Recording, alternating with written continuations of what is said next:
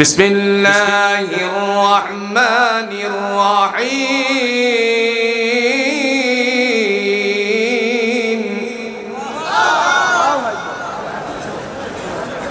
আওয়ালাইসা আল্লাযী খালাকাস সামাওয়াতি ওয়াল আরদা বিকাদিরিন আলা আন ইয়াখলুকা মিসলাহুম بلى وهو الخلاق العليم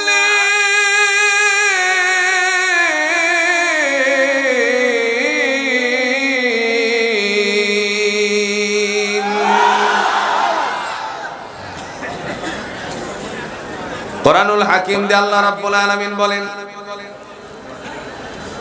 নবমণ্ডল এবং ভূমণ্ডলকে আমি আল্লাহ রাব্বুল আলামিন সৃষ্টি করেছি।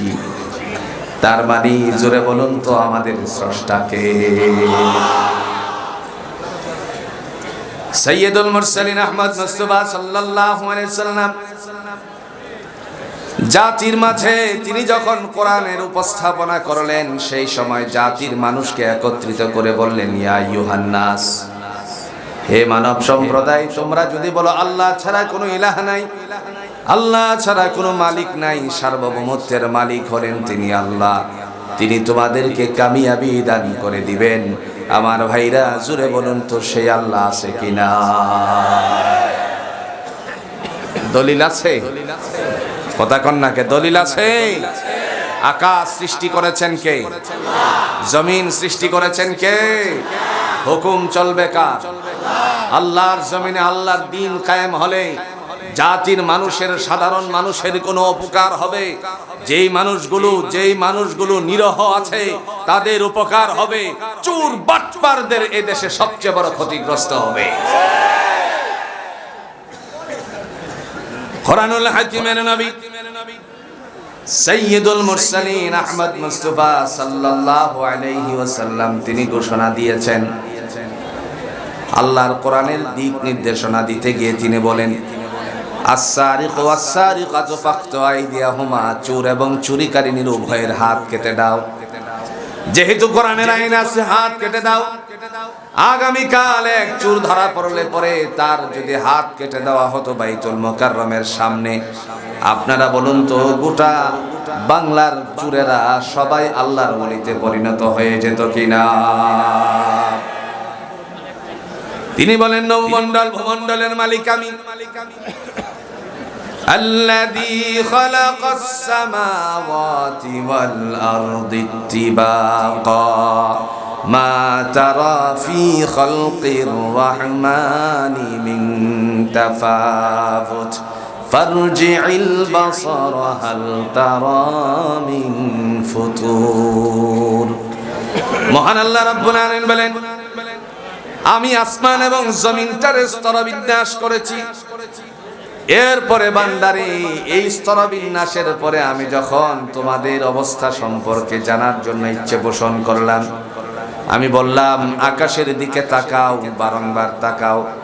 100 কোটি বার তাকালে পরে তোমার দৃষ্টি তোমার দিকে ফিরে আসবে। আমি আল্লাহর তৈয়ারির সাদে বিন্দু পরিমাণ ত্রুটি বিচ্যুতি ধরা পড়বে না। কে বলেছেন? আকাশ আমাদের জন্য কি ভাই? কথা বুঝেন না? আকাশ আমাদের জন্য কি? জমিন হলো বিছানা, আকাশ কি? দলিল আছে? দলিল আছে। বাবা আইসি বারবার একটা সিরিয়াল আইসি অনেক সময় আগে, মহরম হোসেন 10 বছর বয়স, বাদাল বাড়ি। আহারে, মহরম হোসেন 10 বছর বয়স, বাদাল বাড়া হারিয়ে গেছে না? হারিয়ে গেছে। যদি তুমি আমার শব্দ শুনতে পাও তাহলে মঞ্চে আসার জন্য তোমাকে আহ্বান করা হচ্ছে। আর কেউ পাইলে মঞ্চে পাঠিয়ে দিবে। আবার ভাইরা যে কথা বলছিলাম, আকাশ এবং জমিনের মালিক আল্লাহ, তিনি আমাদের জন্য জমিনটারে বিছানা বানিয়েছেন, আকাশটারে ছাদ বানালেন। জোরে বলুন তো আল্লাহর কোরআনের তার দলিল আছে কিনা? আল্লাহ দলিল পেশ করছেন। তিনি বলছেন, বান্দা শোনো, তোমার জন্য আমার পক্ষ থেকে আকাশটারে ছাদ বানিয়েছি। আর জমিনটারে তোমার জন্য আমারই পক্ষ থেকে, দেখেন জমিনকে বিছানা বানিয়েছি, আকাশ যখন ছাদ হয়ে গেল জমিনকে আল্লাহ বিছানা বানিয়ে দিয়ে তিনি ডাক দিয়ে বলতেছেন, শোনো আমার পক্ষ থেকে সব কিছু ফায়সালা করেছি। জোরে কন্যা সুবহানাল্লাহ। আল্লাযী জাআলা লাকুমুল আরদা ফিরাশাও ওয়াস সামাআ বিনাআ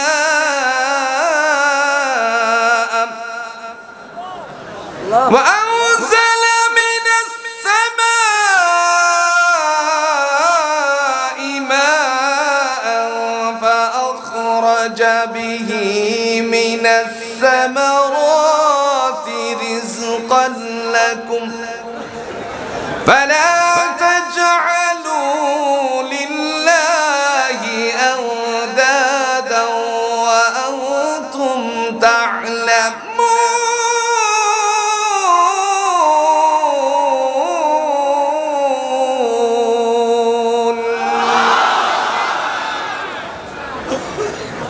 সূরাতুল বাকারার 12 নম্বর আয়াতে, তৃতীয় নাম্বার পৃষ্ঠার 12 নম্বর আয়াতের মধ্যে আল্লাহ পাক রব্বুল আলামিন তিনি ডাক দিয়ে বলেন, আল্লাযী জাআলা লাকুমুল আরদা ফিরাশা, বান্দারে তোমাদের জন্য আমি জমিনটারে বানালাম বিছানা। জমিন বিছানা এমন বিছানা, মনে করেন আপনাদের পাবনার সবচেয়ে শ্রেষ্ঠ মানুষ, ধনী মানুষ যদি মারা যায়, জোরে বলুন তো তার জন্য আসল বিছানাটা কি হবে? আরো জোরে বলেন কি হবে? মাটি হবে। কোরআন দিয়ে আল্লাহ দলিল পেশ করেছেন, মিনহা খালাকনাকুম ওয়া ফিহা নুঈদুকুম ওয়া মিনহা নুখরিজুকুম তারাতান উখরা। আল্লাহ বলেন, তোমাকে এই মাটির থেকে সৃষ্টি করা হয়েছে, এই মাটিতেই তোমাকে রাখা হলো, আবার এই মাটির থেকে উত্তোলন করা হবে। আমরা কে কি করেছিলাম সব কিছু আল্লাহর কাছ থেকে বুঝে নেওয়ার জন্য। জোরে বলেন ঠিক কিনা? তিনি ডাক দিয়া বলেন, জমিনকে বিছানা বানালাম, আকাশকে ছাদ বানিয়ে শেষ করে দেইনি। বান্দারে তোমার জন্য আমার পক্ষ থেকে ফয়সালা হলো, এই আকাশ শুধু আকাশ নয়, সেটা শুধু ছাদ নয়, আমি আকাশে ঝর্ণা দ্বারা সৃষ্টি করেছি, আর তার থেকে জমিনের মধ্যে পানি বর্ষণ করে দিয়ে রিজিকের ফয়সালা তোমাদের জন্য আমি আল্লাহ বর্ধিত করে দেই। সেই আল্লাহ পাক রব্বুল আলামিন ডেকে বলেন, দুনিয়ার এবং আখিরাত যাবতীয় যা কিছু আমি সৃষ্টি করেছি সকল উপরে, জোরে বলুন তো ক্ষমতা কার? আল্লাহরে বাদ দিয়ে যদি কেউ নিজের থেকে ক্ষমতার বাহাদুরি করে, তাহলে তার জন্য বিপদ আছে না নাই? ক্ষমতা যে আল্লাহ, এই কথাটা ভুলে গিয়েছিল আমার দেশের একজন, যার কারণে 41 পর্যন্ত সময়সীমা বেঁধে দিয়েছিল। আহারে, মনে পড়ে গেল এই মুসলিম উম্মাহের জাগরণ সৃষ্টিকারী কোরআনের আলোকে মানুষকে হেদায়েতের দিকে ডেকেছিলেন। কোরআনের জন্য নিবেদিত প্রাণ, জীবনটা কোরআনের জন্য ধরে দিয়েছিলেন। যিনি ছিলেন আল্লামা দেলোয়ার হোসেন সাইদি রাহিমাহুল্লাহ। বলেছিলেন, সেদিন বেশি লাফালাফি করো না, গাছের গোড়া ধরে ঝাঁকুনি দিলে মামুর বাড়ি দিল্লি গিয়ে পড়বার, সেই দিল্লি গেছে। আজ আমরা সেই কথাগুলো যেন স্মরণের মধ্যে রেখে দিলাম, গেঁথে রাখলাম, আর সেখানেই চলে গেল। কারণ তার ভাষ্য ছিল, এখন বলছে এক মাঘে শীত যায় না। কথা কন না কেন? এক মাঘে শীত যায় না, এই কথা যদি আগে জানা থাকতো তাহলে এই জাতির মধ্যে তামাশা খেলতো না। ক্ষমতা কার? আল্লাহ। দলিল আছে? কথা কন না কে? দলিল আছে? তাবারাকাল্লাযী বিয়াদিহিল মুলকু ওয়া হুয়া আলা কুল্লি শাইইন কাদির।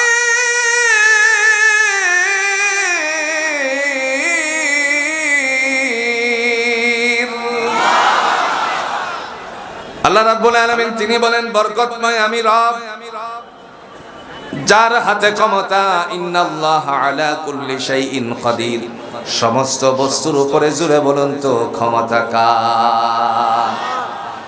ক্ষমতাধরেরা অল্প দিনের ক্ষমতা পেয়ে কোরআনের বিরুদ্ধে আচরণ করেছিল। এটা আজকের প্রথা নয়। দুনিয়ার জমিন থেকে আবু জাহেল চলে গেছে, কিন্তু আবু জাহেলের সাল্লি পাল্লি, আবু জাহেলের লতা সূত্র, তার অনুসারীরা জুড়ে বলুন তো বাংলার জমিনে আজও আছে কিনা? তবে এখন লুকায় আছে। কথা কন নাকি? এখন কোথায় আছে? মিলান, আপনি কোরআন থেকে মিলান আবু জাহেলের কর্মকাণ্ডটা কি ছিল। বর্তমান অবস্থান থেকে আমরা একটু শার্প করে নেই। আবু জাহেলের কর্মকাণ্ড ছিল যেন কোরআন মানুষের কাছে দিলে পৌঁছাতে না পারে, রাসূলুল্লাহ সাল্লাল্লাহু আলাইহি ওয়াসাল্লামের কোরআন যেন মানুষ না শুনে বাধা সৃষ্টি করা। কথা কন না কেন? ঠিক তদ্রূপ বাংলাদেশে মুফাসসিরদেরকে আমরা লক্ষ্য করেছি বিগত দিনে দা দিয়ে পর্যন্ত মঞ্চে কুপাতে গেছে। মিলান তো কোরআনের সাথে, দেখেন তো মিলে কিনা। وقال الذين كفروا لا تسمعوا لهذا القرآن والغوا فيه لعلكم تغلبون।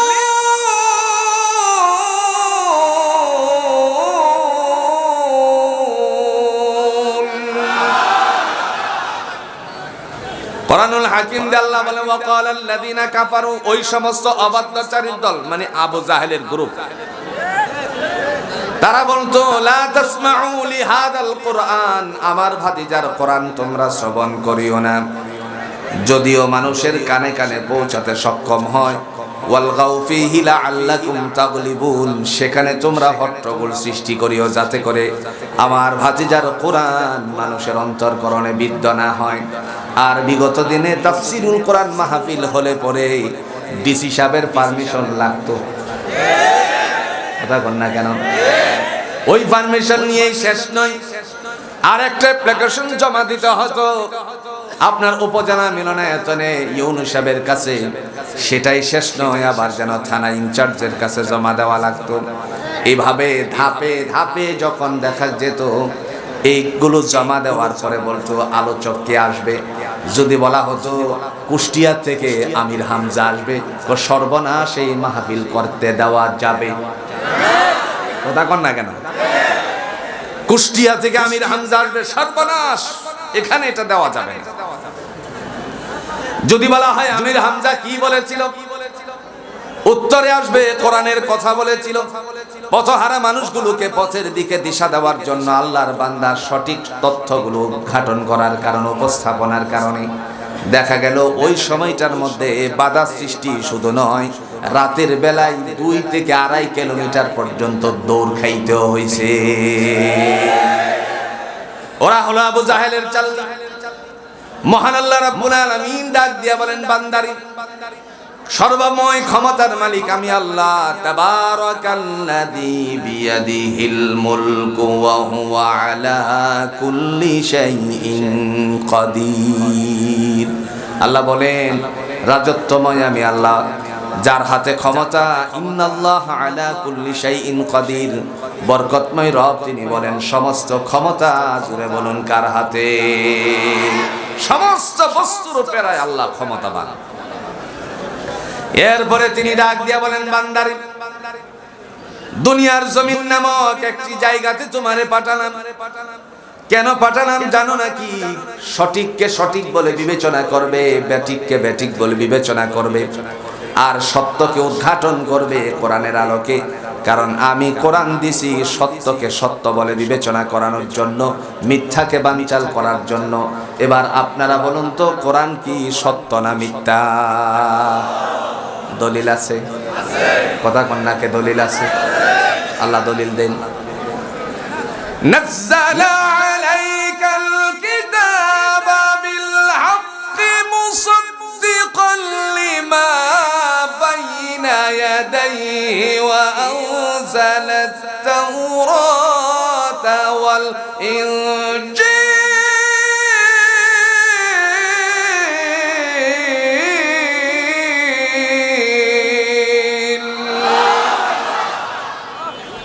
মহান আল্লাহ রাব্বুল আলামিন বলেন নাযালা আলাইকাল কিতাবা বিল হক, আমি এই কোরআনকে সত্যরূপে অবতীর্ণ করেছি মুসাদ্দিকাল লিমা বাইনা ইয়াদাইহি ওয়া আনজালাত তাওরাত ওয়াল ইনজিল, সত্যায়নকারী হিসাবে তাওরাত এবং ইনজিলের। আমার ভাইরা, কোরআন যেখানে আছে শান্তি, জুড়ে বলুন তো সেখানে আছে কিনা? পৃথিবীর যত পুস্তকগুলো আপনি দেখবেন, লেখক লেখনীর মধ্যে ত্রুটি বিচ্যুতি আছে কিনা জ্ঞাতার্থে মানুষকে জানেন। কিন্তু আমরা যে কোরআন পেয়েছি, এই কোরআনটাকে যদি চুল চেরা ব্যাখ্যা বিশ্লেষণের মধ্যে কেউ তাকায় আর এমত অবস্থায় যদি বলতে পারে আমার কোরআনটার মধ্যে ভুল আছে, তাহলে এই কোরআন মিথ্যা হয়ে যাবে। আল্লাহ বলেন দুনিয়ার যত পুস্তক আছে তার ঊর্ধ্বে প্রাধান্য আমার কিতাব দিয়েছি, যার মধ্যে বিন্দু পরিমাণ সন্দেহেরই অবকাশ নাই। জোরে বলেন ঠিক কিনা? দলিল আছে? কথা কন্যাকে দলিল আছে? আল্লাহ বলেন যাদের ডান হাতে আমলনামা দেওয়া হবে তাদের হিসাব নিকাশ আমি আল্লাহ সহজ করে দিয়েছি। তার মানে হলো যখন হিসাব নিকাশ সহজ, জোরে বলুন তো তার ঠিকানা আল্লাহ কি রেখে দিয়েছেন। আর যাদের বাম হাতে আমলনামা চলে গেল, ফাআম্মা মান উতিয়া কিতাবাহু বিয়ামিনিহি ফাসাউফা ইউহাসাবু হিসাবান ইয়াসীরা ওয়া ইয়ানকালিবু ইলা আহলিহি মাসরুরা। ডান হাতে আমলনামা যাদের আছে ওই মানুষগুলোকে ডাক দিয়া বলবে তোমরা কতই না সৌভাগ্যবান, তোমাদের মাতৃপুরুষ পিতৃপুরুষ যাদের সাথে মিলেমিশে জীবন যাপন করেছিলে দুনিয়ায়, এদের সাথে মিলিত হয়ে যাও, কারণ আমি আল্লাহ আজকে একে অপরের সাথে মিলেমিশে থাকার জন্য বন্দোবস্ত করে দিয়েছি। সুবহানাল্লাহ বলে। আর সেদিন ডাক দেওয়া হবে যাদের বাম হাতে আমলনামা গেছে, ওই সমস্ত মানুষগুলোকে ডেকে আল্লাহ বলবেন ওয়া আম্মা মান উতিয়া কিতাবাহু ওয়ারাআ যহরিহি ফাসাউফা ইয়াদউ সুবুরা। যাদের আমলনামা পশ্চাতে দেওয়া হবে, খুব ভালো করে বোঝেন পশ্চাতে কেমনে দিবেন, তার উদ্দেশ্য আল্লাহ কি নিয়েছেন। মহান আল্লাহ পাক রব্বুল আলামিন বলেন বাম হাতে আমলনামা দিয়ে এই আমলনামাটারে আস্তে করে বান্দা কেমনে পড়বে, পড়ার জন্য তার বন্দোবস্ত করা হবে। হাতটাকে ঘুরিয়ে বুকের ভিতরে ঢুকিয়ে তারপরে পিছনের দিকে নিয়ে যাওয়া হবে। পিছনের দিকে নিয়ে যাওয়ার পরে মহান আল্লাহ পাক রব্বুল আলামিন দেখে বলবেন তোমার আমলনামা তুমি পড়ো। সেদিন মানুষেরা ডাক দিয়ে বলবে আল্লাহ আমার চেহারা হলো সামনের দিকে আর হাত চলে গেল পিছনের দিকে, আমারটা আমি কেমনে পড়ি? আল্লাহ বলেন ও আমার ফেরেশতা চেহারাটা তার পিছনে দিয়ে দাও। তার মানে ঘাটটাকে মটকিয়ে দিয়ে চেহারা যখন পিছনে দিয়ে দেওয়া হবে, ওই সময় আল্লাহর বান্দা তখন চিৎকার দিয়ে বলবে আল্লাহ তোমার কাছে আমার আরাধনা, ফাসাউফা ইয়াদউ সুবুরা। আল্লাহ তুমি আমাকে মৃত্যু দিয়ে দাও। আল্লাহ বলবেন আর মরণ দেওয়ার কোনো সুযোগ, কথা বলেন না কেন, সুযোগ আর মরার কোনো সুযোগ নাই।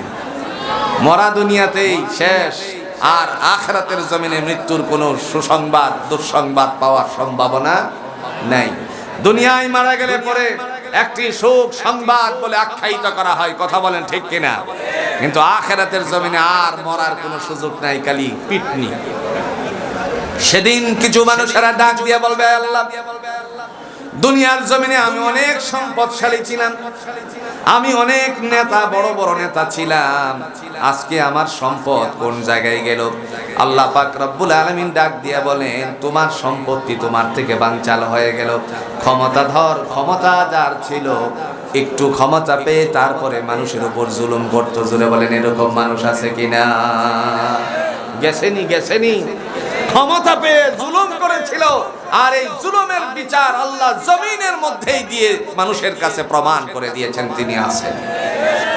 একটা সহজ করে উদাহরণ দিলে বুঝবেন, আল্লাহ ছাড় দেয় কিন্তু ছেড়ে, একটু জোরে বলেন ছেড়ে দেন না। একটা উদাহরণ দিচ্ছি, মনে করেন আজকের মাহফিলে এসেছে, আবার কোনো সময় দেখা যায় অনেক সময় মেলা হয়, মাহফিলেও যে বড় মেলা হয়েছে, আমার আসতে এতটুকু সময় আসতে আমার খুব কাহিল লেগে গেছে। মেলার থেকে একটা গুড়ি কিনলো মনে করেন, গুড়ি কিনে সুতা নিয়ে বাসায় গেল। সকালে সে চলে গেল একটু বাতাস পেয়ে গুড়ি উড়াবে, গুড়ি শেষ পর্যন্ত উড়ালো। গুড়ি উড়ানোর পরে দেখা গেল সন্ধ্যা আসার আগেই আস্তে আস্তে করে গুড়ির সুতাটি বলতে শুরু করলো মালিক ছেলেটি। গুড়ি একবার এদিকে যায়, আরেকবার ওদিকে যায়, মালিককে যেন বলে মালিক শত চেষ্টা করলেও আপনার কাছে আমি ধরা দিব না। কিন্তু শেষ পর্যন্ত মালিকের কাছে ধরা দেওয়া লাগে কি লাগে না? আল্লাহ বলেন, হে জগতের মানুষেরা শোনো, আমি আল্লাহ ছাড় দেই, ছেড়ে দেই না। কোশ্চিন কালেও চিন্তা করবে না যে তোমার ধরাশয়ী হবে না। পৃথিবীতে যদি কোনো সত্য কথা থাকে তাহলে একটা চিরন্ত সত্য কথা হলো ওয়াজা সাখরাতুল মাউত বিল হক, মৃত্যুর যন্ত্রণা চিরন্ত সত্য। জোরে বলেন ঠিক কিনা?